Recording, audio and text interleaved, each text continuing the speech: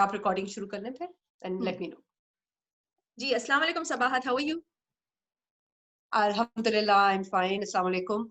And thank you for both of us to be here together. And we've been planning this for a long time, but Exactly. we were not able to. But now, finally, we are here. So hopefully, we'll be able to satisfy people who have asked these questions. Exactly. So, Thank you assalamu for alaikum having to me here everybody too. else who's watching this. My name is Sabahat Ahmed. I am a transformation coach and I am a master practitioner of NLP and hypnotherapy. I'm the owner of AHMED Life Coaching Practice. We are based in Dubai and the UK. And I am joined by Shaista Zeeshan, who is a fellow coach. And I will ask Shaista to introduce herself. And then we'll go on to that why are we here. So Shaista, if you'd like to introduce yourself.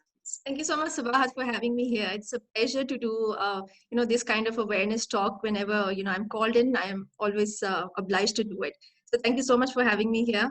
And I am a therapist. I'm a holistic therapist. So I, help people deal with their emotional, physical, even mental issues. So it's like a holistic approach I have that I've learned over the years, and which I try to, incorporate with whatever the person is, going through. So it's not just about the person who is going through an issue. It could be a issue of the whole system to which he belongs. So I practice a number of healing modalities and hypnotherapy. I'm a Reiki master trainer as well, and I also practice something which is called family constellation transgenerational therapy. So it goes beyond the logical mind or the subconscious mind of the client. It goes back into the generation to which he belongs, to the system to which he belongs. So thank you so much for having me here, and then we'll go back to our topic. No, it's a pleasure to have you here because then we can actually give different perspectives around the questions Exactly. and the reason that we are here. So Exactly. going back to the topic of the conversation, a few of my clients have approached me saying that they have commitment phobia. And it was very interesting for me to know that most of these clients had come from a younger generation and mainly from from all over the world. I think everybody, all the youngsters kind of have the same kind of mindset. But these particular clients were from Pakistan, and that made me think that why is this increasing in our culture where youngsters or the younger generation are afraid of committing to a relationship. Right. So right. That's why I thought it was a good idea to kind of discuss and create that awareness so they Exactly. are able to own those emotions and then rectify the issues that they're facing so they can actually have healthy relationships going forward. So that is the purpose of us coming together. So first of all, just to clarify for the audience, there is a difference between fears and phobias, even though these terms are used intermittently and simultaneously, but there is a difference between the two. So would you like to kind of talk about that a bit? Sure. So, I mean, mostly both are, like you said, both these terms are used, almost interchangeably with each other, but there's a huge difference between the two.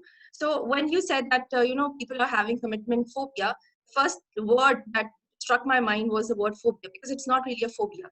It could be a fear. So phobia is something that our logical mind cannot understand where it is coming from. It just gets triggered when there is a certain event or a certain incident in their life. They may not have this, as a child or while they were growing up. So it just gets triggered all of a sudden, and mostly that trigger is there in the cellular memories. So the incident may not have happened to them, but it could have happened to any of their previous generation, maybe to their parents. So we'll talk about that in detail later. But that's the point. So it's not really a phobia. If they are having any commitment fear, this could be a pattern that they have been following since childhood. So they may have seen certain situations in their families. Something must have happened between their father and the mother. It could be a pattern in the whole system, basically. And because they are a part of that family or the system, they too carry those emotional issues and emotional burdens, so to say, the fear. So the fear has we can trace it back basically to an incident or a series of incident, and a phobia we cannot trace it back, so that's the so fears arise from threatening situations that they have experienced. Exactly. And phobia is something which is an irrational behavior where they Yes. don't know what is the Why? Yeah. basis of And that. all of a sudden they have this fear. So it is an illogic. We can't explain the basis of it. Where did it stem from?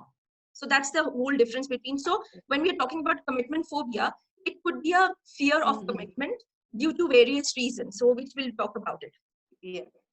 Yeah, and coming to reasons, but before reasons, I think some people don't even recognize the signs that they have a fear of commitment, right? Yeah. So I was actually thinking about it and doing my research around this, and I came across some very interesting things that indicate that somebody is afraid to commit. Yeah. And the foremost reasons were that they feel anxious. So there is a sign, they can feel restless or anxious when they think about committing to somebody, and it is expected at a certain age, especially in our cultures, our parents and our society and the friends and family, everybody starts expecting you to be in a relationship, but in a marriage, most probably, right? And it is usually girls who are more victims of it, probably boys. I have two boys. I want to see them in relationships. I mean, at they this have age, been raised to reach that point of getting into a relationship. Yeah, so ultimately, girls always think about that the marriage is the ultimate end. Exactly. Being called somebody's wife is going to It's the be my ultimate goal. ultimate.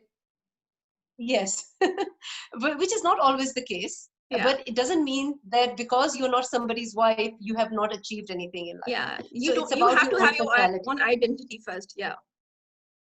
Yes, you need to believe, you need to love and respect and accept yourself and have your self-identity before you are ready to commit to somebody else. So Very that true. anxiety that they feel when they think, oh, I have to get married and now I have to live with somebody else, or I have to follow somebody else's rules. I think that is one of the signs that somebody is afraid of committing into a relationship. Yes. Right?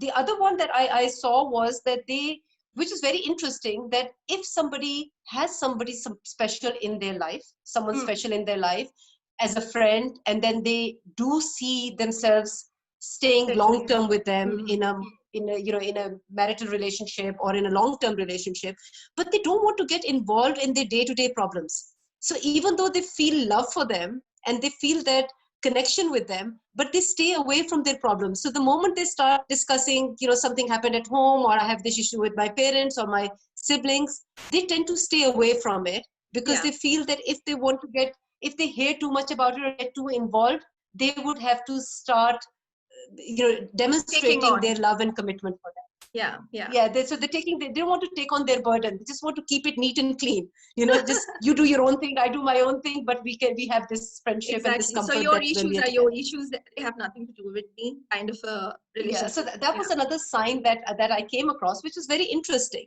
And the other thing that I also found was that they don't want to be labeled with somebody else's name.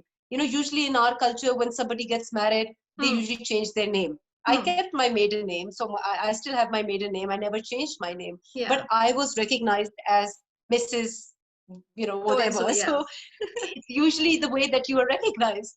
And I don't know about boys, and boys don't have to go through this, but girls have to kind of relabel themselves. And the awareness and the education that they have at the moment, probably that scares them a bit, that they have to give up their identity and be recognized with somebody else's name. Because they have been living for so many years in a certain way, in a certain system, and in a certain perception is there of who they are, and all of a sudden it's like you have to let go of your identity and your personality is at stake. So definitely anxiousness will be there, that part will be there.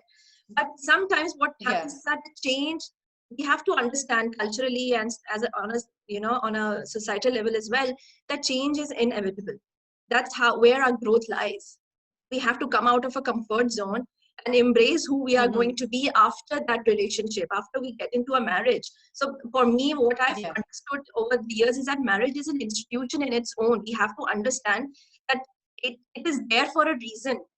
And lots of people, when they get into relationships and when they have, when they are married and all, a lot of things that they had never worked on, they all of a sudden, are triggered, sort of. And they begin to feel discomfort in that relationship because they had a certain way of thinking about themselves, and then all of a sudden everything is at stake. So there will be a time when the partner is pushing your buttons, basically. You are getting triggered. But behind the trigger, there is always a growth. If we all learn to understand the trigger is there for a reason, we do not have to run away from it. We do not have to escape it. We have to face the situation, and then probably I will become a better version of myself. So this is something that comes with experience.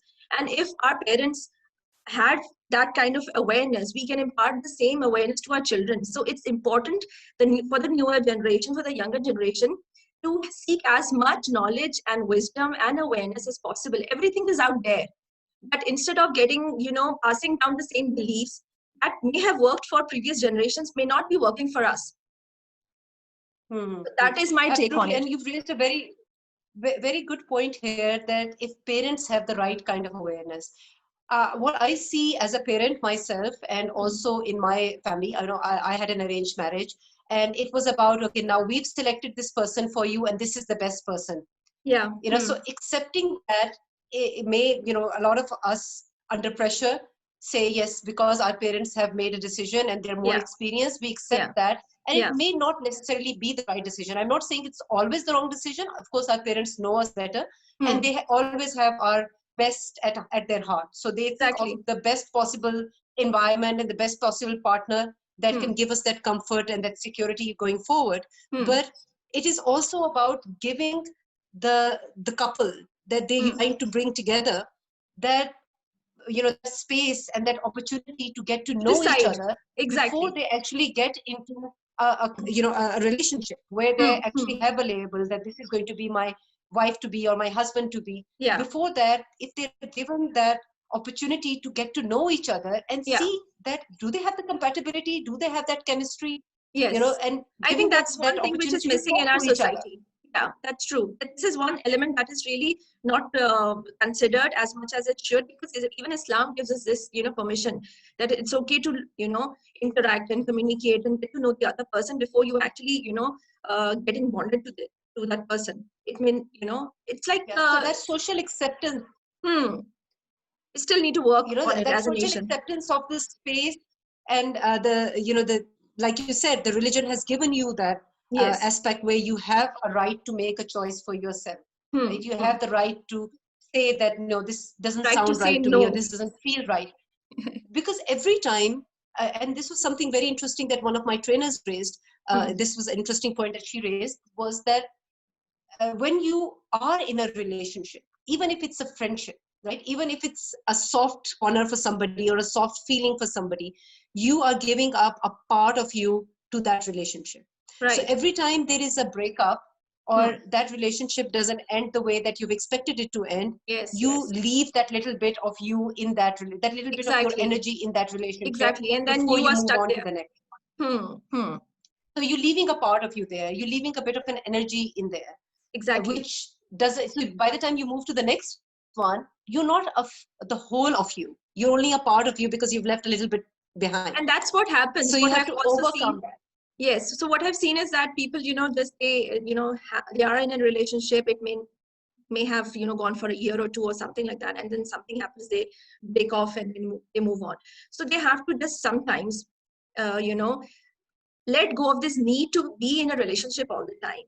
Take some time off, work on the aspects what didn't really work out. From we have to take the responsibility. We can't just blame the other person for not being in a certain way. So when we take responsibility, okay, I might have not been the right person, or there must have been something in me which allowed this kind of an experience to come into my life. Let's just take some time off, heal. It's important to heal yourself before you move on to the next relationship. Instead of just jumping from one to the other, what you're doing is that you are reciprocating the same incident over and over again. So it becomes like a vicious cycle. Yes, that's what. Absolutely. And when you said heal, I totally agree with you. It doesn't matter the extent of relationship you have been in, it is about healing from that. And to heal, it's important to cut ties. True. And that can be done, we do regression where we, or we do the gestalt and the inner child. And Yeah, these are specific hypnotherapy techniques where you are able to cut ties with that unpleasant experience that you've had, heal exactly. from it, and then move on with your Move life. on with So the sometimes you can wisdom. do it on your own. Yeah, Sometimes you can do it on your own, and exactly. sometimes you need professional help to be able to do that. Yeah, so there are this technique like cord cutting, which is something that we practice in regression. It's very helpful. So the cord cutting cannot be done just with the person. It's important to do cord cutting with the belief as well. What was the belief you were Yes. carrying from your previous, Yes. the ages that you have lived, that which with you moved into the relationship, which didn't allow the things to work out, or do the cord cutting. They can do it themselves. So these are some of the techniques that people can do it themselves. If it doesn't work out, then they definitely have to have a professional person helping them out with this whole situation, because you just can't do the same thing over and over again, and it's very exhausting for the person. You are expecting too It much out is. of the other person. It's emotionally exhausting. And when you're Exactly. emotionally not resilient enough, you Hmm. are more vulnerable to other, other attacks, physical illnesses, or Absolutely. psychological issues. You are in a vulnerable position where you then Absolutely. get into, some people start smoking, Hmm. some people start eating extensively. So Yeah, you need to accept and love yourself before you're absolutely. ready to love somebody else. Absolutely. And that's more important when the relationship was a toxic one. So there are these toxic relationships that people get into, especially the girls. The person would have been abusive. The person would have been very controlling. She was probably very sensitive. She just couldn't handle the anger of the other person. Because I'm in various groups and I keep hearing about these stories that the girls are sharing. Mm-hmm. So it's very important to make sure that what is it in you that has allowed this to happen. So take responsibility of it. Come out of the victimhood. It's about reflecting. Yeah, so Yes, victim mentality it's is about something. reflecting. Exactly. So reflect. Take your past experiences. What was the wisdom behind it? What was that experience trying to teach you? It's very important when we learn some lessons from those experiences that didn't work out. And then you become wiser in the process. You will not repeat the same mistake over and over again. So this is something that people really, really need to understand, that instead of crying over what happened, flip the Yeah. situation, try to understand what is the reason behind it. What was the Yes. universe, what was God trying to make me learn? We have to master certain emotions in this world, because we are in this earth Yeah. school, And right? it So takes we are, practice. yes, It and it takes comes with practice. awareness. Nobody comes trained. Yeah, Nobody comes trained with these things. You have to, you really have. So first step, in my opinion, is conscious awareness, that you yes, know that there is a problem or there is an emotion that you need to deal with. yes. Now, how you deal with it, either you can cut ties and heal from it. And Hmm. like you said, I am a strong believer of the fact that every experience, whether it is a good experience or a bad experience, has happened for a reason, because you were meant to have that experience to become Yes, a better version of yourself. So exactly, if you believe exactly. in that, then you can move on. You can move on much wiser, much stronger. It's like when you are in different Yes. relationships, you have given away your power to other people. They could just play around with it at their own the way they want to, and you're feeling powerless. You have lost all your strength. So when you understand that there was a reason behind these experiences, what is the wisdom, what have I learned from it, so that I don't repeat it again, I become wiser, and my strength and energy actually comes back to me. So whatever, sometimes what Absolutely. happens is that in the relationship, the other person could have been saying words like, you're not good enough, or this is not there. Yeah. So it becomes like a tape recorder in your mind. So you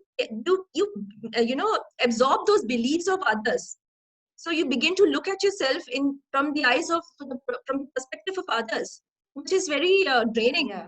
You may not be that person. So the labels that others have put And on us. absolutely. Yeah. Absolutely, absolutely. This is where the neuro-linguistic programming side of things comes in. Hmm, hmm. It's the language of the mind. So the language that you hear ultimately gets registered in your mind, and you start perceiving Bilkul. yourself in the same way. So Absolutely. when we use NLP techniques, or neuro-linguistic programming techniques, Hmm. they are addressed at recreating those perceptions, Yeah. recreating a positive reality for yourself, Yeah, using changing the positive language. beliefs. Just Yeah. as an example, when you go into a relationship thinking, okay, I'm going to try and make the best of it, Hmm. you have set yourself up for failure, because you have You're started using off the word saying, I'm try. going to try. You don't believe it. Yes. So it has to be I I can am. make this relationship Hmm, work. hmm, hmm. I I will am make it enough. work. First, they have to begin to understand that I am enough. I don't need other Yes. relationships to complete me. I am complete in my own ways. This is something that I think most of the people, most of people across in our communities, they do not understand. They think that somebody else is going to come and complete them, but they are already complete. They already have everything right Yes. from the day one that they were born. They have everything. They need to thrive and survive in this world. So they don't need any other person to come and complete them. That's the misconception, I Mhm. think. We are complete. Absolutely. I believe that your emotions are your currency, and this Hmm. is a strength that you are born with. The power of your mind, Very true. the emotions that you have, the inner strength that you have is Hmm. inbuilt. It's just a matter, what we do as professionals is just a matter of enhancing that, facilitating that, so people Exactly. recognize their own strength, Hmm. they accept themselves, they love themselves, and only when you start loving yourself, you're capable of loving somebody else. Exactly. So helping them to come back to themselves, basically. That's the whole Yeah. idea behind, providing therapies and sessions, that, we help them heal, become whole. So all those Yes. parts which have been, lost here and there across time and space, we help them integrate it back to them, so they feel that, they are there in their body. They don't have to escape realities of life. They have the knowledge and wisdom to cater to life the issues that, comes, because the problems will always come, Sabahat. That's something we need to create a lot of awareness of. We cannot run away from Yes. problems. They will always come. But we need to have It's understanding and about awareness. learning to manage them. Exactly. Exactly. And then things become Mhm. easier. Absolutely. You're absolutely right. I think this is the kind of message that needs to go out, especially to the younger generation, because Yes. with I know awareness brings education, but at some points it also it takes you away from the purpose of who you are. You are in this world for a purpose, Hmm. and being in a relationship is not the final purpose, it's not the final ultimate goal. You are a Exactly. person in yourself, and it's about accepting yourself and Hmm. having your self identity, and then Hmm. you attract The right that. person. I also believe a lot in law of attraction. That's If true. you I are at a same here. certain positive frequency, You you attract will attract that energy, and you will attract the same kind of person with the same kind of energy at the somebody who can frequency that actually you are at. compliment you. Somebody who will compliment you. Yes. So it's very important, even if So the you relation. think positive, you attract positive. Exactly. So, which is something that, comes with awareness. And the more knowledge you seek, the more information will come your way. So, coming back to our topic of, Yeah. because we have been drifting here and there now.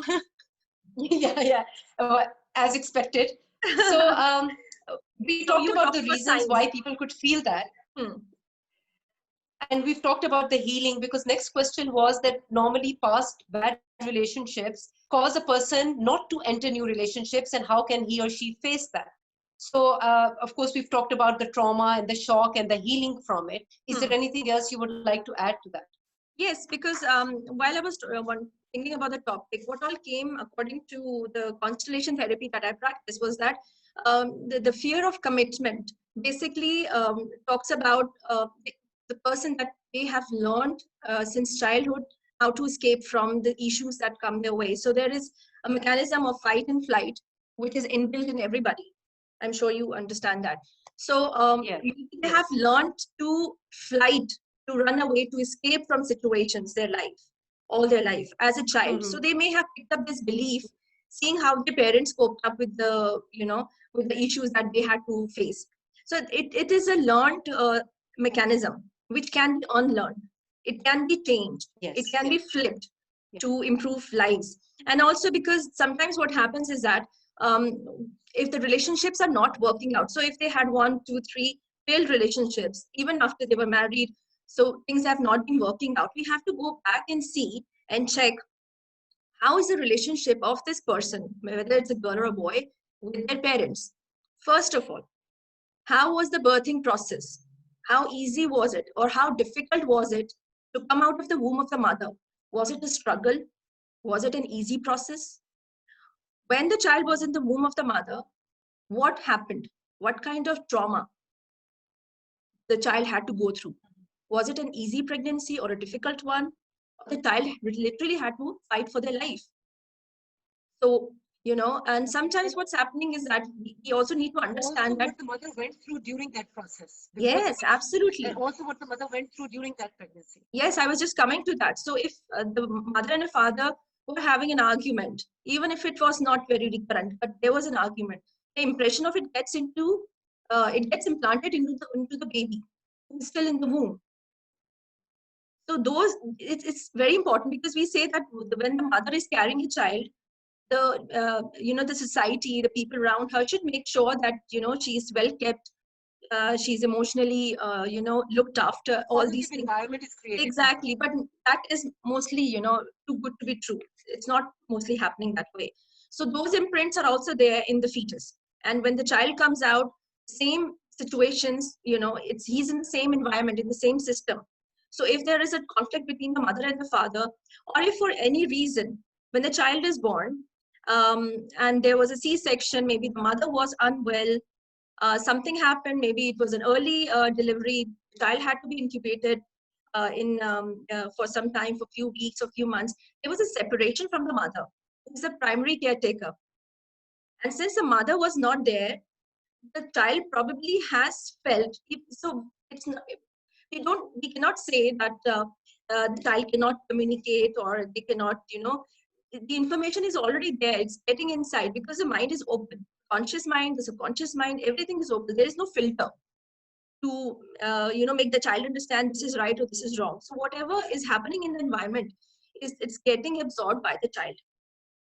So if the mother is not there, there is a separation. The separation will have an effect for the rest of the life.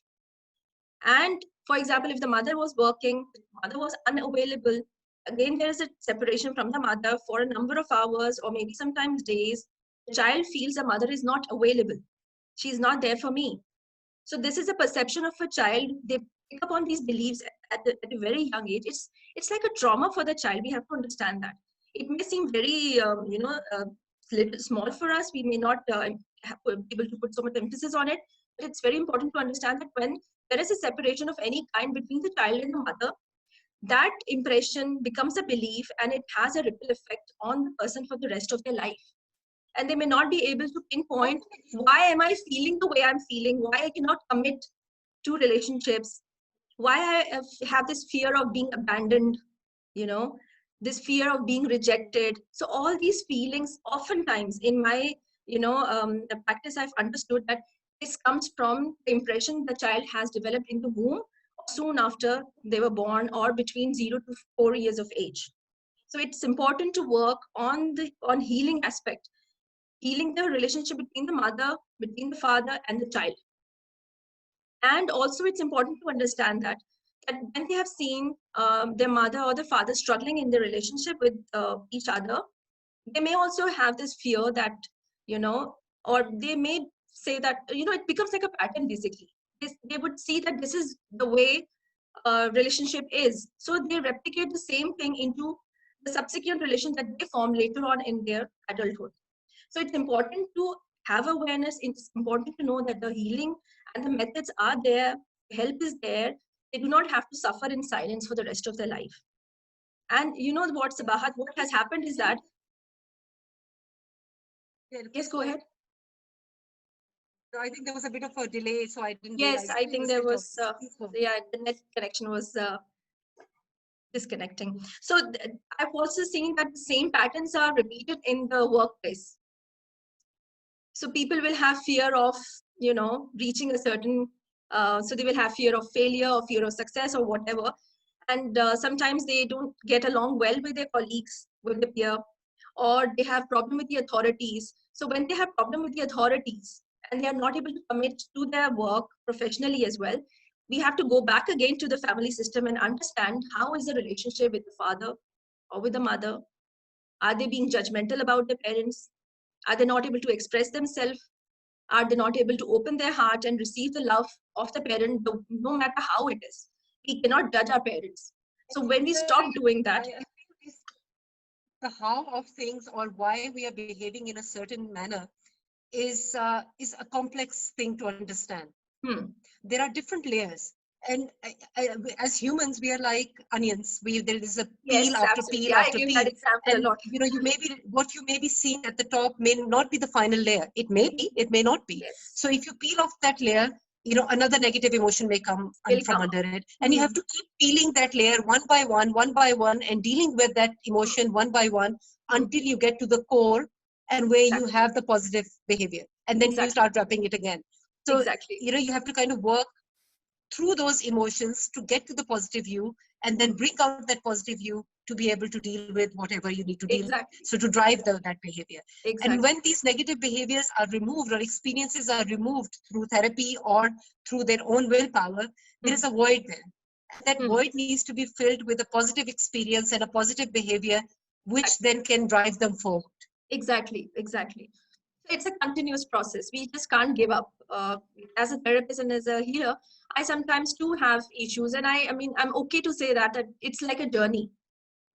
I have to continue It is a uh, journey. The whole life seeking is a journey. answers. Exactly. It's We not that learn in that some people, yeah, process. it's like that some people perceive that if we have 1 or 2 sessions and everything is going to be okay, there is a magic wand that therapists are carrying. It's not like that. You have to take yourself seriously. Absolutely. And this is a very interesting thing that you've said, that life is a journey. We, as a trainer, then as a person as well, it is now my habit, like Hmm. every night I would reflect on my day. And I would think about, okay, what did I learn from the day? What could I have Yeah. done differently? What Hmm. more can I do? And then Hmm. you plan the next day. It's not 100%. Every day is not 100%. Yeah. Sometimes unexpected things happen. Sometimes you get deviated from your plan. But it's True. about making sure that you understand the priorities in your life. Hmm. Sometimes you have to be selfish. You have to put yourself first. You have to put your well-being first. And you Absolutely. put yourself first. You identify what you need to do for your own well-being. Hmm. Build in your four pillars of wellness, that you're eating well and you're sleeping well and you're moving well and you're thinking well. Hmm. And then you build in everything around that. You see, Yeah. okay, I have to give myself time to rest, to relax, to reflect, and to Yeah. reinforce positive behaviors. The problem Absolutely. starts when we become routinized or mechanical, and Hmm. we are working like robots and running after what, it's a race. The Hmm. life, our life, everybody's life around us is so fast paced at the moment that Hmm. we don't even take 5 or 10 minutes in our day to stand back and Yeah. reflect on what has worked and what hasn't worked for us. Exactly. So I How think can I improve the, it? the Yeah. journey is really important to do that. Hmm. Hmm. It's like taking fuel breaks. When you're on a journey and you have to stop for petrol, you have to Exactly. stop for Take petrol, some time take off. your fuel, refuel, and then start again. Exactly. So, and sometimes what happens is that people actually push people away. So, if the relationship is not working out, there could be an inner belief that is pushing people away. We have to, at least all of the time, go back into the childhood days. When, where did we pick it up from? So sometimes consciously we may not have the answers. Why is it that I'm feeling this way? Why, when I want to commit to this person, I'm not able to commit? There is this inner fear or an anxiousness, like you were talking about it in the beginning. So we push people away as well. It's not the other way around. Why are we attracting the Yeah, same absolutely. And person?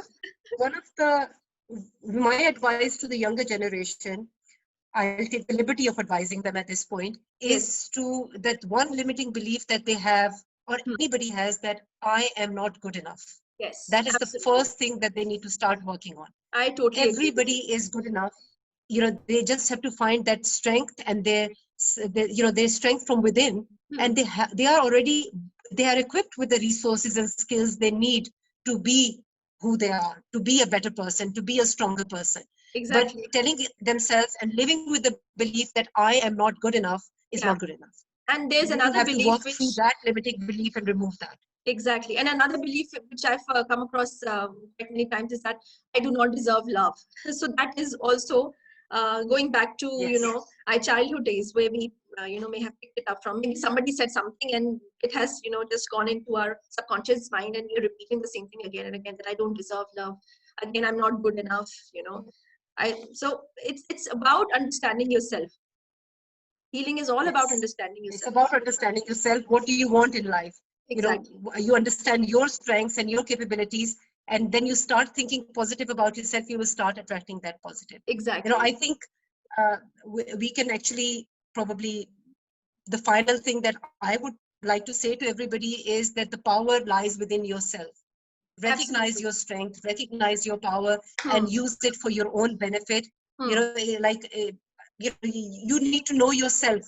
It's the same concept as when you're in an aircraft and you have an oxygen. You know, when they give you those instructions before you take off, the safety instructions, that you have an oxygen mask, and unless you put your oxygen mask first before you start helping somebody next to you. Exactly. So you have to look at yourself, have your Absolutely. oxygen mask, breathe properly before you start thinking of, okay, what more can I ask? Exactly. You know, who else can I help? So You know, step who else out of the do I need to savior. help? Yeah. So step out of the savior syndrome that you want to save others. First, you have to save yourself and face your You have fear. to save yourself. You have to have Facing your fear is your important. safety mechanism, your safety nets, your support system in place before you start even looking for relationships. So Exactly. know Exactly. yourself first. Yeah. Exactly. Okay, that's good. That's good. Well, anything else you would like to say to everybody? The only thing I wanted to say was, it's a very taboo topic. Even the topic that we're talking about is a taboo topic, and even talking about healing is a taboo topic. I still do not understand where it came from, where it is stemming from. We have to find the root cause of this as well, and probably do a healing on it. But I mean, it's beautiful to know yourself. That's all I would say. Multiple people will be able to recognize what's causing it. Yeah, they can't. No, They can't multiple on people you. are going through this. That's why this topic came up. Yeah. And I'm sure that I'm sure that they will not be able to relate to everything that we've said. But I agree with you that it's about recognizing what is causing it, right? Going back a little more than where they are at the moment, going back in their timeline, understanding where these behaviors are stemming from. If they cannot understand it, we can help them understand that. Exactly. And then once we've understood that what is causing this behavior, we can then address that. Exactly. And then replace it with positive behaviors so they can actually get into a positive relationship with Exactly. Exactly. So that's all my take on it. Thank you so much. I think this has been a good discussion. Same and here. I hope that people will be able to pick up some positive points from that. And maybe we'll have a part 2 if we get more questions around this. Yeah, sure. We still have more questions. I don't think so. We went with the flow of the question. It was just very natural. So I really enjoyed it. Thank you so much. We may have to do a part 2. Same here. Same here. Thank you so much, Shaista, for being here, for having this discussion. And inshallah, we will meet in part 2 then. Inshallah. Inshallah. Thank you so much, Sabahat. Take care. Thank you. Take care.